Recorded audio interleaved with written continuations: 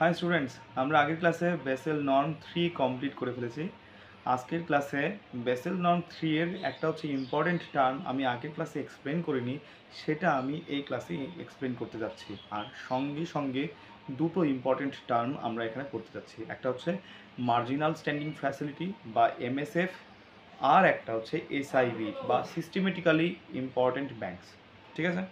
আচ্ছা, প্রথমে আসি আমরা যে লিকুইডিটি কভারেজ রেশিও বা এলসিআর কি জিনিস, যেটা আমরা আগের ক্লাসে আমরা দেখেছি। আমরা এলসিআর হচ্ছে হাই কোয়ালিটি লিকুইড অ্যাসেটস। মানে কি হাই কোয়ালিটি লিকুইড, মানে লিকুইডিটি অফ অ্যাসেট মানে কি, যেটা কিনা আমরা সহজে কারেন্সিতে কনভার্ট করতে পারবো, সহজে আমরা হচ্ছে এক্সচেঞ্জ করতে পারবো পণ্যের সঙ্গে। সেটাকে মানে কি, যেটা যে অ্যাসেটটা সহজে এক্সচেঞ্জ করা যায় সেটাকে বলা হয় হাই লিকুইডিটি বলতে পারি আমরা। এবার এখানে হাই কোয়ালিটি লিকুইড অ্যাসেট মানে কি, তার মানে খুব সহজেই, অনেক সহজে মানে এক্সচেঞ্জ করা যায় এবং সেটা অনেক পরিমাণে থাকছে, এটাকে বলে হাই কোয়ালিটি লিকুইড অ্যাসেট। ঠিক আছে। আচ্ছা, যে কোনো একটা ব্যাংক মানে প্রতিনিয়ত যে ক্যাশটা ফ্লো করে, লোন দেওয়া বা হচ্ছে ডিপোজিট করা, অথবা হচ্ছে কি যে গভর্নমেন্ট সিকিউরিটি কিনা বা এক্সচেঞ্জ করা, এক ব্যাংক থেকে আরেক ব্যাংক যাওয়া, যে টোটাল যা ক্যাশ ফ্লো হচ্ছে, কাস্টমাররা ব্যাংকে টাকা রাখলো তো ব্যাংক আবার লোন দিয়ে দিচ্ছে, আবার মানে কি যে কি বলে, এক ব্যাংক থেকে আরেক ব্যাংকে ট্রান্সফার হচ্ছে, এই যে টোটাল ক্যাশ ফ্লো, সেটা হরে থাকবে আর লবে থাকবে হাই কোয়ালিটি লিকুইড অ্যাসেটস। ঠিক আছে। এটাই হচ্ছে LCR, liquidity coverage ratio equal to HQLA বা high quality liquid assets divide by total net cash flow. তার মানে কি, আমরা বেসেল নর্ম 3-তে দেখেছি যে এলসিআর এটাকে যথেষ্ট ভালো, মানে একটা মিনিমাম একটা ভালো মেনটেন করতে হবে, বেসেল নর্ম 3-তে বলা ছিল। তার মানে কি, মানে প্রতি যা ক্যাশ হচ্ছে 100 টাকাতে, তো 100 টাকা আমার যদি ক্যাশ ফ্লো হয়, তার সাপেক্ষে কত টাকা হাই কোয়ালিটি লিকুইড অ্যাসেট আমাকে আলাদা রাখতে হবে। হাই কোয়ালিটি লিকুইড অ্যাসেট এটা আমাদেরকে আলাদা রাখতে হবে যাতে কিনা বিপদের সময় কাজে আসে। যে অন্তত 1 মাস ধরে, অন্তত 1 মাস ধরে, যে মানে কি ব্যাংকের খারাপ সময়ে সেই টাকাটাকে আমরা এক্সচেঞ্জ করে, মানে কি বা হচ্ছে গিয়ে সেই টাকার বা অ্যাসেটের সাহায্যে ব্যাংকের স্থিতাবস্থা বজায় রাখা যায়। ঠিক আছে। তার মানে LCR equal to HQLA divide by total net cash flow. ঠিক আছে। আচ্ছা, এই যে হাই কোয়ালিটি লিকুইড অ্যাসেট কীরকম হতে পারে, যেমন মানে ক্যাশ রিজার্ভ থাকতে পারে সিআরআর হিসেবে, ক্যাশ রিজার্ভ রেশিও। আমরা আগে ব্যাংকিংয়ের ক্লাসে এই সব ক্লাসেই হচ্ছে কি আমরা সিআরআর পড়েছি, এসএলআর পড়েছি। হ্যাঁ, তোমরা হয়তো মুখস্থ করেছো আমার আগের ক্লাসগুলোতে। তো এইটা যেটা যেটা কিনা মানে যে টাকাটা মানে ক্যাশ ফর্মে আরবিআই এর কাছে গচ্ছিত রাখে, মিনিমাম যে গচ্ছিত রাখতেই হবে, যে আরবিআই যে যত পার্সেন্ট মানে কি যে ধার্য করেছে, যে পরিমাণ ক্যাশ রাখতেই হবে সিআরআর, সেটা হতে পারে 1 নম্বর পয়েন্ট।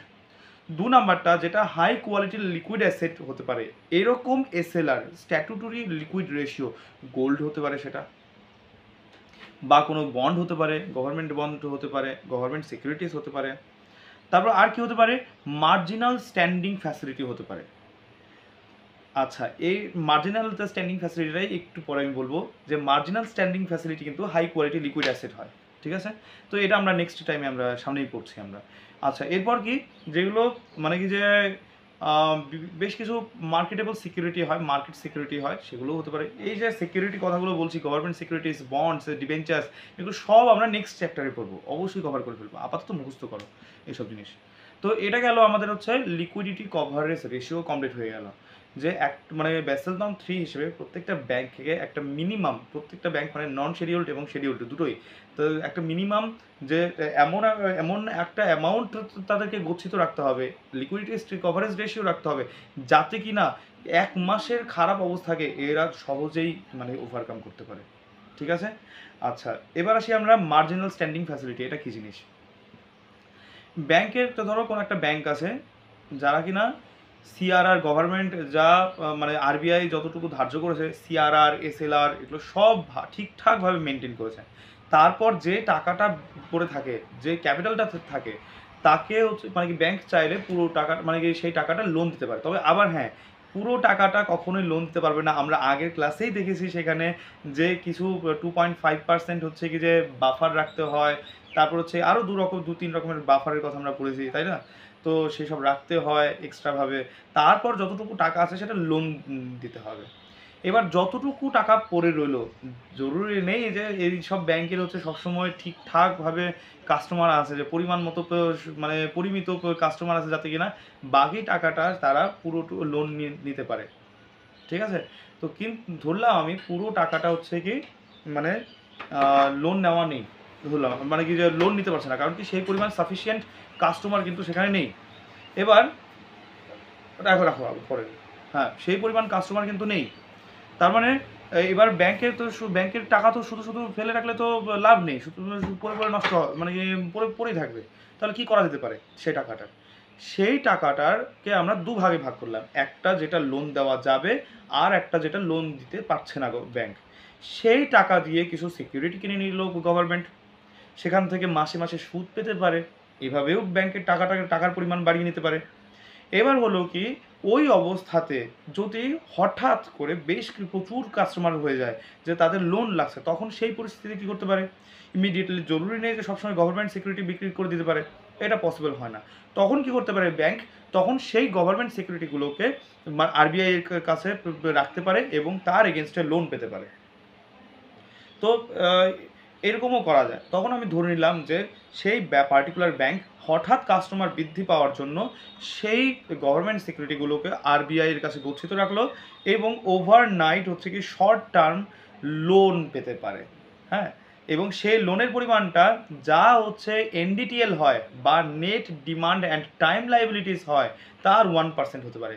এনডিটিএল কি আমি পড়িয়েছি, net demand and time liabilities হচ্ছে কি যেগুলো ফিক্সড ডিপোজিট 10 বছরের জন্য হয়, 5 বছরের জন্য হয়, যে ফিক্সড ডিপোজিট পেয়ে যেত মানে কি যে এককালীন 3 লাখ টাকা দিলে 3 লাখ টাকার পরে হচ্ছে সেটা 3.5 লাখ টাকা হয়ে গেল, এগুলো ফিক্সড ডিপোজিট, সেই একটা পার্টিকুলার টাইমের আগে টাকাটা তোলা যাবে না। এটা গেল ফিক্সড ডিপোজিট, টাইম লাইবিলিটিস। আর ডিমান্ড লাইবিলিটি কোনটা? যেটা হচ্ছে কি ফিক্সড মানে সেভিংস হিসেবে জমা দিল, যখন খুশি তখন টাকাটা তুলে নিতে পারলো। তো কোনো একটা ব্যাংকের টোটাল এনডিটিএল বা net demand and time liabilities যত আছে তার 1% হচ্ছে কি যে ওভারনাইট শর্ট টার্মের জন্য লোন পেতে পারে মানে ব্যাংক। কার কাছ থেকে? আরবিআই এর কাছ থেকে। এই যে মানে কি যে লোনটা যে পাচ্ছে, যে অ্যামাউন্টটা পাচ্ছে, এ হঠাৎ মানে টাকা দরকারের কারণে, এটাকে বলা হয় মার্জিনাল স্ট্যান্ডিং ফ্যাসিলিটি বা এমএসএফ। ঠিক আছে? তাহলে আমরা আজকে পড়েছি কি লিকুইডিটি কভারেজ রেশিও আর হচ্ছে মার্জিনাল স্ট্যান্ডিং ফ্যাসিলিটি। এবার আমরা পড়ব যে সেটা এসআইবি বা সিস্টেমেটিক্যালি ইম্পর্টেন্ট ব্যাংকস। আচ্ছা, এগুলো কোন ব্যাংক? যেসব ব্যাংক, সেটা গ্লোবালি হোক বা আমাদের ডোমেস্টিক্যালি ইন্ডিয়াতে হোক না কেন, যেসব ব্যাংকগুলোর ফেলিয়ারের কারণে মানে কি এন্টায়ার ও মানে কি যে যদি সেটা গ্লোবাল হয়, সারা পৃথিবী জুড়ে যদি হয়, খুব ইম্পর্টেন্ট ব্যাংক যদি মানে কি যে ফেলিয়ার হয়ে যায়, তাহলে গোটা ইন্ডিয়া পৃথিবীতেই হচ্ছে কি যে টাকার অভাব হবে বা হচ্ছে ইকোনমি খারাপ হবে। আবার যদি ইন্ডিয়ার যদি খুব মানে কি হেভি ওয়েট ব্যাংকগুলো যদি ফল করে যায় মানে কি পড়ে যায়, তাহলে ইন্ডিয়ার ইকোনমি খারাপ হয়ে যাবে। তো এইরকম ব্যাংকগুলোকে বলা হয় সিস্টেমেটিক্যালি ইম্পর্টেন্ট ব্যাংকস।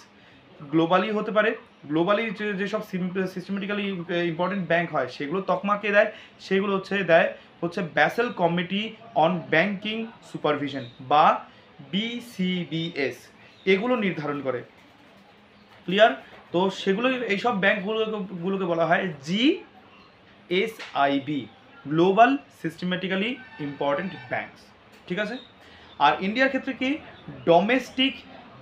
ডোমেস্টিক মানে ডিএসআইবি, কোনো একটা দেশের সিস্টেমেটিক্যালি ইম্পর্টেন্ট ব্যাংক হয় তার জন্য ডোমেস্টিক সিস্টেমেটিক্যালি ইম্পর্টেন্ট ব্যাংকস। এই যে কোনো একটা দেশের ইন্ডিয়ার সিস্টেমেটিক্যালি ইম্পর্টেন্ট ব্যাংক, সেটা কে নির্ধারণ করবে? সেটা করবে আরবিআই। আগেরটা করছিল হচ্ছে ব্যাসেল কমিটি, এটার ক্ষেত্রে হবে আরবিআই। ঠিক আছে? তো ইন্ডিয়াতে এরকম সিস্টেমেটিক্যালি ইম্পর্টেন্ট ব্যাংক কোনগুলো?